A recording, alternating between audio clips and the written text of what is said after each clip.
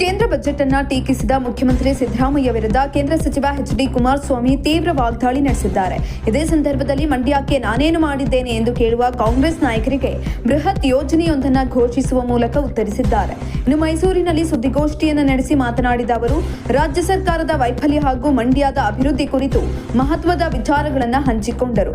ಕೇಂದ್ರದ ಬಜೆಟ್ ಬಗ್ಗೆ ಸಿಎಂ ಸಿದ್ದರಾಮಯ್ಯ ಲಘುವಾಗಿ ಮಾತನಾಡಿದ್ದಾರೆ. 16 ಬಜೆಟ್ ಮಂಡಿಸಿರುವ ಅವರಿಗೆ ಕೇಂದ್ರದ ದೂರದೃಷ್ಟಿಯ ಬಜೆಟ್ ಅರ್ಥವಾಗಿಲ್ಲ, ಅವರು ಸಂಕುಚಿತ ಭಾವನೆಯನ್ನ ತೋರಿದ್ದಾರೆ ಅಂತ ಎಚ್ಡಿಕೆ ಟೀಕಿಸಿದ್ರು.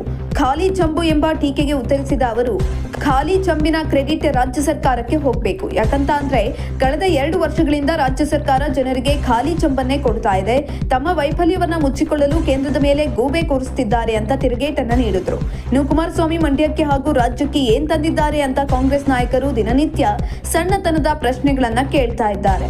ಅವರ ಪ್ರಶ್ನೆಗೆ ಈಗ ನನ್ನ ಕೆಲಸವೇ ಉತ್ತರವಾಗಿದೆ ಎಂದ ಎಚ್ಡಿಕೆ ಮಂಡ್ಯದಲ್ಲಿ ಆಟೋಮೊಬೈಲ್ ಇಂಡಸ್ಟ್ರಿ ಸ್ಥಾಪನೆಯ ಘೋಷಣೆಯನ್ನ ಮಾಡಿದ್ರು.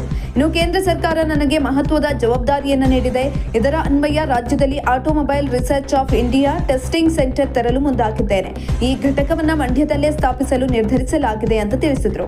ಇನ್ನು ಮಂಡ್ಯದಲ್ಲಿ ಈ ಆಟೋಮೊಬೈಲ್ ಸೆಂಟರ್ ನಿರ್ಮಾಣವಾಗಬೇಕು. ಇದಕ್ಕಾಗಿ ಮಂಡ್ಯದಲ್ಲಿ 100 ಎಕರೆ ಜಾಗವನ್ನು ನೀಡುವಂತೆ ಕೋರಿ ನಾನು ಮುಖ್ಯಮಂತ್ರಿಗಳಿಗೆ ಪತ್ರವನ್ನು ಬರೆದಿದ್ದೇನೆ. ನಾನು ನಾಟಕವಾಡಲು ಪತ್ರ ಬರೆದಿಲ್ಲ. ಪ್ರಧಾನಿಗಳು ನನಗೆ ಮಂತ್ರಿ ಸ್ಥಾನ ಕೊಟ್ಟಿರುವುದು ನಾಟಕವಾಡೋದಿಕ್ಕಲ್ಲ.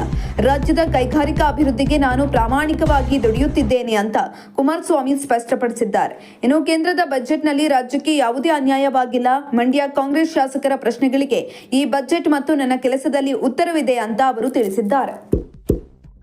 ಇಂತಹ ಇನ್ನಷ್ಟು ವಿಡಿಯೋಗಳಿಗಾಗಿ ಲೈಕ್ ಮಾಡಿ, ಫಾಲೋ ಮಾಡಿ, ಶೇರ್ ಮಾಡಿ.